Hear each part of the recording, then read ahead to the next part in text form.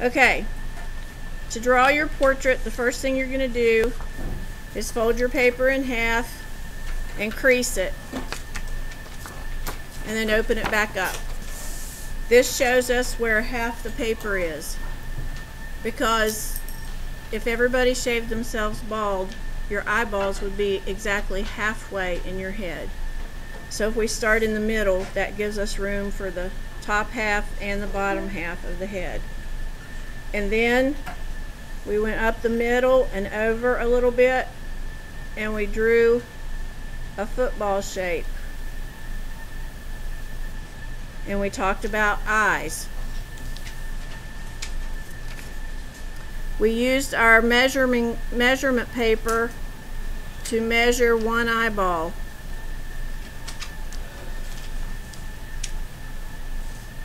And we wrote number 1 in here. We talked about how there's one eye length between the eyes. So if I move it over and make a mark, and move it over and make a mark again, that tells me where my other eyeball should go. And so you need to draw a football shape in between. Now you should be using your measurement paper and checking to make sure that you've done it correctly. One eye length between the corners of the eyes. We talked about irises and how you don't normally see the whole circle because your eyelids sort of cut the top off and sometimes the bottom.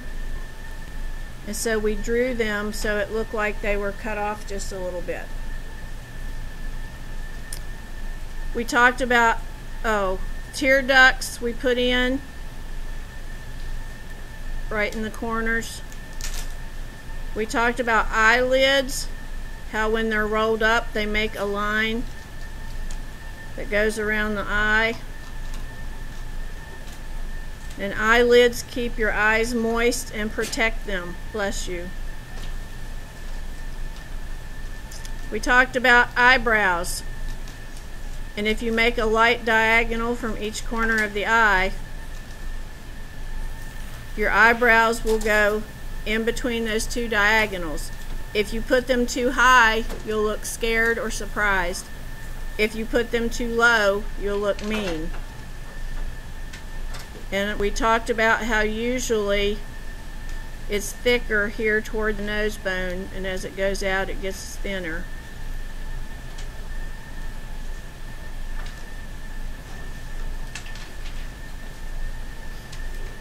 Now these are just measurement marks, the diagonals. We'll erase them later.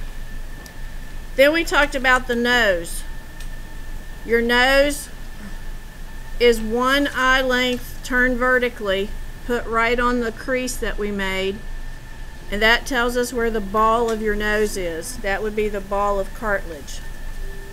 And then I told you about a 1/4 inch or so lower than that is where your nostrils will go. So we made a mark for the length of our nose. The width of our nose is from the corners of your eyes straight down. So this is where my nose should go. I know how long it is and I know how wide it is. We talked about this little thing of cartilage that separates your nose holes. We talked about how the sides of your nose are like the letter C and how you have to touch both measurement marks. We talked about your nose holes and how they're like a teardrop shape on its side that fits right into the C.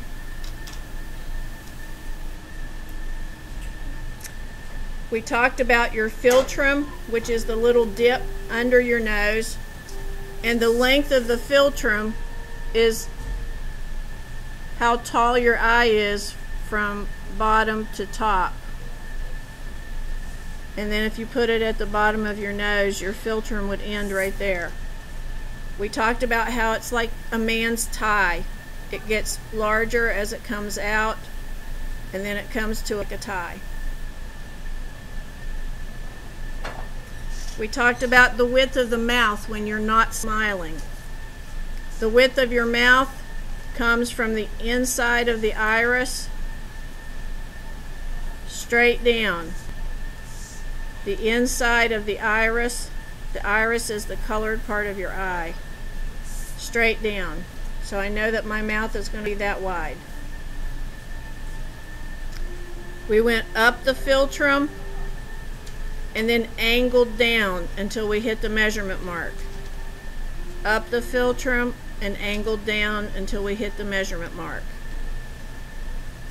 We talked about the thickness of your lips. Your upper lip and your lower lip are usually the same, or the lower lip is a little thicker. And we talked about the line that separates your lips when your mouth is closed, how it's not a straight line, but it curves and goes out to the corners of your mouth.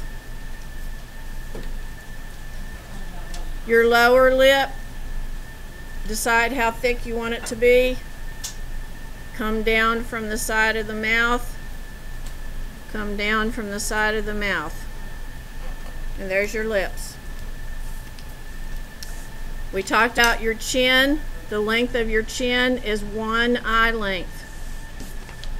From the width of your mouth to your cheek is 1 eye length.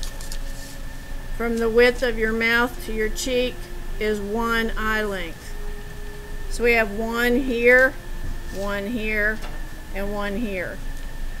And then we separated our measurement into halves. And your temple is 1/2 of an eye length from the corner of the eye over. Then we talked about our bone structure. The temple, the cheekbone, the jawbone, and the chin. And we talked about how it swells just a little bit around the cheekbone and then comes in, hits the jawbone, and not a straight line to the chin, but a rounded, sort of angled line to the chin. Temple, cheekbone, jawbone, down to the chin. Is that how far we got? Yes? Okay. Now, your neck. Your neck is between the measurement mark for your jawbone and your chin. It's about halfway, curves in a little bit, like that. Halfway, and it curves in a little bit.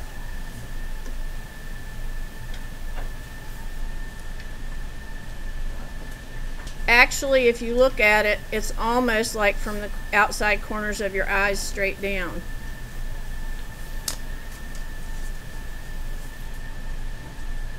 Almost. So does everybody have their neck in? Yeah. Okay, we're going to talk about ears now. Most people draw their ears too small because they don't want to have big ears. Your ears usually are somewhere about where your nose is, the bottom of the ear. So line your measurement paper up with the bottom of your and make a measurement mark.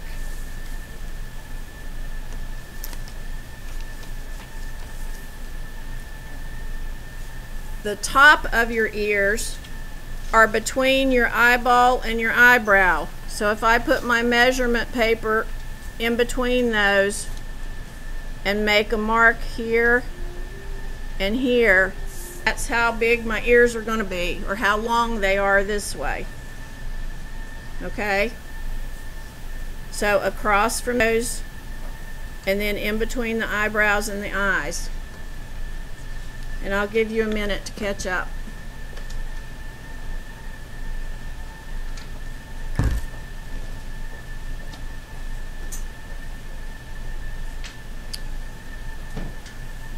Your ears, generic ears, when you're not trying to draw somebody's ears and what they look like, remind me of a question mark. And I want to show you what I mean. Here's the round part of the question mark, and then it goes in, and then it comes down here. And then this is a backwards question mark.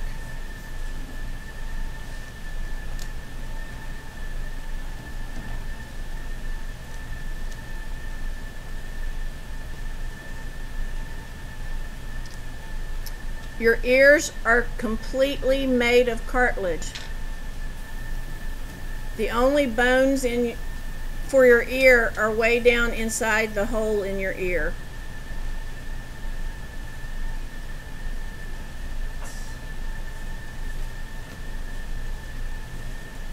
There's this little curl right here, and that can be represented just by a line like that.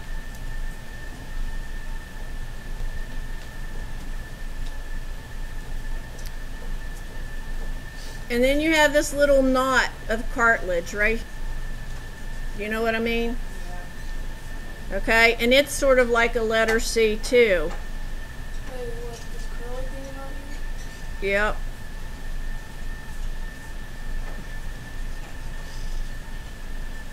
And then depending on who you're drawing, there's all kinds of things going on in here. Okay? There's usually something going on there because your ear hole goes down in there. So when you do your ears, don't draw them flat. What I do is I draw when I'm looking at somebody, I draw the shape outside of their ear first, and then I draw the shapes that I see in their ears. Now if you've measured correctly, everything should look like it's in place. The next thing I'm going to show you is something that everybody loses points on because and they won't do it. Do you remember when I told you that your eyes are halfway in your head? If you take your measure, and just watch, don't do it. If you take your measure and put it on the crease in between the eyes, mark where your chin is. Do you see what I did? Then you're going to move it up to the crease, and guess what this is? The very tip top of your head.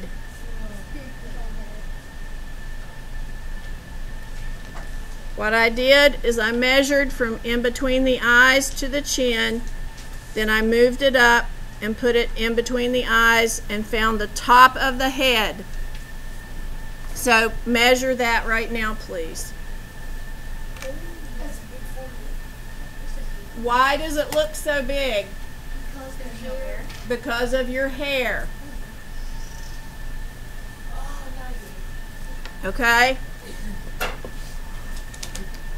Now somewhere, somehow, your elementary teachers should have taught you that the shape of your head is like the shape of an egg. Did they teach you that?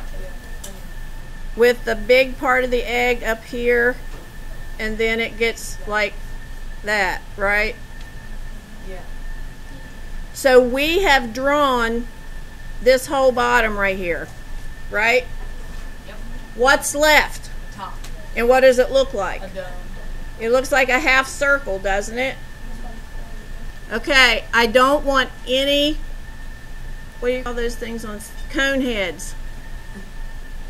Okay, it does not go down and down. You have to think half circle. Just watch. Half circle. I need a half circle. I need a half circle. Half circle. Half circle. Half circle. Oh, now it's cool. Okay? I don't want a cone head. Think half circle and put the top of your head in. Make sure you've measured it correctly.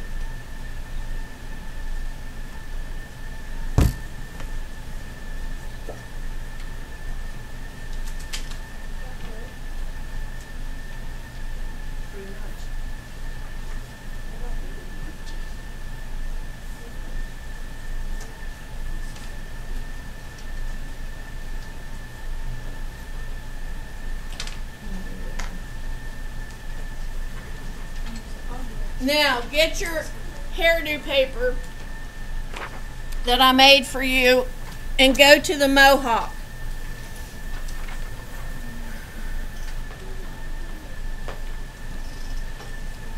Now, almost everybody's hairline, and I mean where your hair starts growing to your head, usually it's sort of a curve here and it comes down and goes a little bit in front of the ears.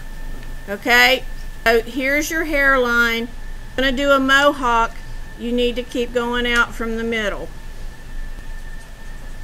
Bangs, you have your hairline, and if you can see it, it's like a little ghost line there.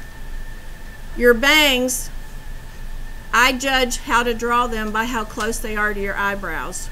Some people have long bangs and their eyebrows, you can't even see them. I use like a vanishing point here, and I come from the vanishing point to make the hair. Long hair, no bangs. Here's your hairline, one vertical here in the center, and then your hair grows up and comes down, up, straight down. It will go way out and it ends up looking like a witch. It grows up from the roots and then comes down, and I put the ears here to show you it literally comes in front of your ears. Long hair with bangs, same thing, vanishing point for the bangs. This is where we are right now, bald. Right? No, there's not a hairline. Here's your hairline, and a big mistake that most of you make when you're doing your self-portraits is you don't put the hairline in front of the ear and behind the ear. Do you see what I mean? Parting the hair. If you part it in the middle, it's a vertical. If you part it on the right, it's going to angle. If you part it on the left, it's going to angle. Pulled back, like in a ponytail, these are going to curve to the back on the sides. Here's a van point, and then it's going to come down like that. And if your hair's really long, it might rest here on your shoulder. Okay? I want you to pick the hair that is most like yours. Pick the hairdo that is most like yours and put it in. Oh, I need to tell you one more measurement. What if your hair doesn't look like It does, right there, or right here, and then you just fill it in. How do you know where your hairline is? Where your hair starts growing out of your forehead? If you measure one eye length and put it on the crease in between the eyes, it's 2 eye lengths up. So there's 1 eye length and 2 eye lengths. So 2 eye lengths is where your hairline is going to be. Do you understand what I'm saying?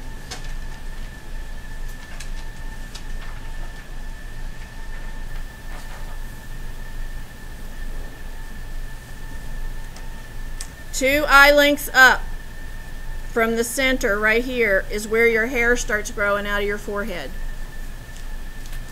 And you need to know that. Even if you have bangs, you need to know that.